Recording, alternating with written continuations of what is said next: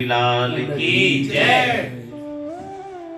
हम लोग जब कहते हैं ना तो भगवान की इच्छा के बिना कोई पत्ता नहीं हिल सकता, तो इसमें बहुत सी ऐसी बातें हैं कि जो सत्य घटती हैं, और सत्यता यही है कि भगवान की बिना इच्छा के कोई भी कार्य नहीं हो सकता, पत्ता भी नहीं हिल सकता। पर भगवान के प्रति ऐसी निष्ठा भी होनी चाहिए, और जिन लोगों की निष्ठा नहीं भी हो उनके प्रति भी भगवान कहीं न कहीं ऐसा एक संदेश वाहक भेज देते हैं जिससे उस संदेश वाहक की वजह से ही व्यक्ति की चित्त चरित्र सब कुछ बदल जाता है। ऐसी एक घटना आती है उज्जैनी नरेश, जिसको उज्जैन बोलते हैं। वहां के एक राजा थे और बहुत प्रतापी राजा। दिन रात वो समाज के कार्य करते थे, पब्लिक की सेवा करते थे। जो राज्य की जनता थी वो किसी भी प्रकार से दुखी नहीं थी। जैसे राम राज्य की परिकल्पना करते हैं हम आज, वही परिकल्पना उस समय लोग करते थे। ऐसा राज्य चल रहा था। तो उस राजा के पास एक दिन एक संत आए और उन्होंने एक फल निकाल करके उस राजा को दिया। बोले कि राजन, अब इतने तन्मयता के साथ इस राज्य का पालन कर रहे हैं, इस जनता का पालन कर रहे हैं, तो आप भगवान के रूप में, और हम इससे बहुत प्रसन्न हैं, और हमारे तप के प्रभाव के कारण हमें एक फल प्राप्त हुआ है। और इस फल की विशेषता है कि जो व्यक्ति इस फल को खा लेगा वो मर नहीं सकता, तो जीवन भर अमर हो जाएगा। और हमारी इच्छा है कि ऐसा राजा इस संसार को चाहिए जो कि अमर हो जाए। आप अमर होंगे तो समाज की सेवा करते रहेंगे, और ऐसे राजा की बहुत आवश्यकता है। और वो फल दे करके राजा चले गए, स्वामी जी चले गए। राजा ने वो फल को लिया और चिंतन करने लगे कि इस फल को मैं खाऊंगा तो अमर हो जाऊंगा, और जब मैं अमर हो जाऊंगा तो मरने की भी एक स्थिति होती है व्यक्ति कि जो अमर हो जाए और उसको मौत ना आए, तभी वो चिंता वाली बात होती है। इसके लिए भी एक दृष्टांत आता है कि एक व्यक्ति अमर था और शरीर जर्जर हो गया, मरने की कोशिश करता था किंतु मर नहीं पाता था क्योंकि अमृत पी लिया था। तो ये घटनाएं भी सामने देखने को आती है। अब उसने सोचा कि मैं अमर होकर के क्या करूंगा, तो पूछा कारण कि क्यों, मन में बात कर रहा था। उसने कहा कि मेरी आसक्ति तो मेरी रानी में है। मेरी रानी अगर जीवित रहेगी तो उसको देख करके मैं जीवित रहूंगा। तो राजा अपनी रानी के प्रति बहुत आसक्त था और राज्य को चलाता था, किंतु रानी का जब तक दर्शन नहीं करता था तब तक उसकी ऊर्जा उसके पास नहीं आती थी। तो इतना आसक्त था रानी के प्रति। उसने कहा कि रानी को देख करके मैं जीवित रहता हूं। जब तक रानी है इस पृथ्वी पर तब तक मैं जीवित हूं, और जब तक रानी है तब तक मेरे प्राण कोई नहीं ले सकता। और अगर रानी मर गई तो मैं तत्काल मर जाऊंगा, और अमर फल खा लूंगा तो फिर मरूंगा भी नहीं। तब तो मेरे साथ में बहुत बड़ी समस्या हो जाएगी, न मैं जी सकता न मर सकता। तो राजा ने ऐसा विचार करके वो फल ले जा करके अपनी रानी को दे दिया, क्योंकि रानी जब अमर रहेगी तो राजा स्वयं में अमर हो जाएगा। रानी ने वो फल को लिया, प्रसन्न हो गई, गदगद हो गई। और रानी भी एक उस राज्य के कार्यकर्ता थे, एक मंत्री कह सकते हैं उनको, सेनापति भी कह सकते हैं। वो रानी उन सेनापति पर आसक्त थी। तो रानी ने कहा कि यदि सेनापति नहीं रहेंगे तो मेरे जीने का धिक्कार। जब तक सेनापति जी हैं उनके चेहरा को देख करके ही मैं जीवित रह रही हूं। उस फल को उन्होंने अपने उन मंत्री महोदय को दे दिया जिस पर वो आसक्त थी। उधर जो मंत्री महोदय थे वो रानी से प्यार नहीं करते थे, किंतु राज्य की सत्ता के कारण रानी जैसा कहती थी वैसा वो करते थे। मंत्री महोदय एक वैश्या से मोहित थे। उन्होंने कहा अगर वो मेरी रूपवती जो मेरी प्रेयसी है यदि वो नहीं रहेगी संसार में तो मैं कैसे जी सकता हूं, और मैं तो केवल उसके चेहरे को देखकर ही जी रहा हूं।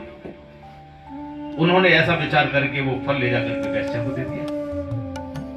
तो वैश्या ने उस फल को ग्रहण किया और उसने सोचा कि मेरे पता नहीं कितने जन्मों का मैं अपराध भोग रही हूं इस जन्म में, और कितने में पाप दिन रात कर रही हूं, और अगर मैंने ये फल खा लिया और मैं अमर हो गई तो पता नहीं कितने और पाप करूंगी। मैं तो चाहती हूँ कि मेरा ये शरीर जल्दी से जल्दी छूट जाए, जिस कारण मैं पुण्य प्राप्त कर सकूं, किंतु इस जन्म में इस शरीर से इस फल को खा लूंगी और अमर हो गई तो पता ना कितना मैं पाप करूंगी, और मेरा ये पाप करना ठीक नहीं है। तो इससे अच्छा तो यह है कि इस राज्य का जो राजा है वो धर्मात्मा है, पुण्यात्मा है।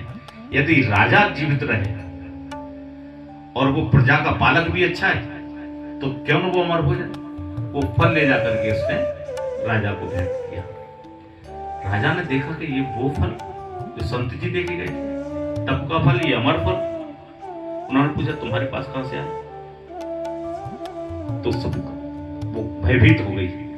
भयभीत होने पर राजा ने शक्ति से के साथ पूछा तो उसने सकुचाते हुए कहा कि प्रभु, ये जो फल है ना, आपके मंत्री महोदय ने दिया है, जो सेनापति हो उन्होंने मुझे प्रदान किया है। आनंद फानंद में मंत्री महोदय को बुलाएगा, ये फल कहां से आया? अब मंत्री भी बताने को तैयार नहीं, किंतु उनके ऊपर जब सख्ती की गई तो उन्होंने बताया कि प्रभु, मैं आपका अन्न खाता हूं, मैं आपका नमक खाता हूं, आपके राज्य में रहता हूं, और जो आपकी रानी साहिबा है ना, उनके आदेश का मैं पालन करता हूं। मेरी उनके प्रति कोई आसक्ति नहीं है, किंतु हो सकता है उनकी मेरे प्रति आसक्ति हो, इसलिए फल उन्होंने मुझे दे दिया। तो उसी समय फिर राजा को एक धक्का लगा, और धक्का के साथ साथ उन्होंने सोचा कि मैं इतना चिंतन में अपनी रानी के लिए करता था, सोचता था कि इसके बिना मैं जी नहीं सकता। यदि यही चिंतन मैंने परब्रह्म परमेश्वर के लिए किया होता तो आज मैं पुण्यात्मा भी हो जाता और परब्रह्म परमेश्वर की भी प्राप्ति हो जाती है। उसी समय उन्होंने क्योंकि राजा भर्तृहरि बहुत बड़े एक साहित्यकार भी थे, संस्कृतज्ञ थे, तो उन्होंने एक श्लोक की रचना की। मन में एकदम स्फुटित हुआ उनके मन में वो श्लोक। तो वो श्लोक, चिंतयामि सततम मयि सा विरक्ता, साप्यन्नमिच्छति जनम सजनोऽन्यसक्ता, अस्मत्कृते च परितुष्यति काचिदन्या, धिक्तां च तं च मदनं च इमां च मां च। उन्होंने कहा कि धिक्कार है उस कामदेव को कि उसने ऐसी लीला रची। कैसी लीला रची? कि याम चिंतयामि सततम, मैं जिसका चिंतन निरंतर कर रहा था, जिसको मैं बहुत चाहता था, जिसका चिंतन हर वक्त करता था, वो मुझसे विरक्त थी, मुझसे दूर थी, वो मुझसे चाहती नहीं थी। और जिसको मैं चाहता था वो किसी और को चाहती थी, मंत्री को चाहती थी रानी, और जिसको वो चाहती थी रानी वो किसी और को चाहता था, और वो जिसको चाहता था वो मेरे प्रति निष्ठा रखती थी।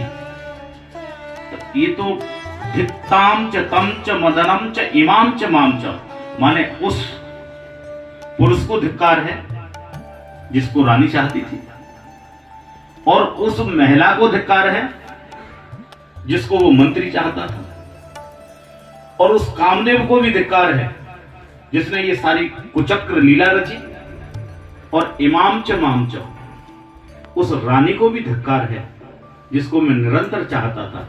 और मुझे तो धिक्कार है ही कि मैं ऐसी रूपवती के जंगल में घुसा जो क्षण भर की सुंदरता, अरे परब्रह्म परमेश्वर से बढ़कर कोई सुंदर नहीं है। तो ऐसा विचार करके उन्होंने तत्काल प्रभाव से अपने राज्य को छोड़ दिया, और उसी समय वैराग्य उनको उत्पन्न हुआ, और उन्होंने एक ग्रंथ लिखा, वैराग्य शतकम, मैंने 100 श्लोक वैराग्य के लिखे।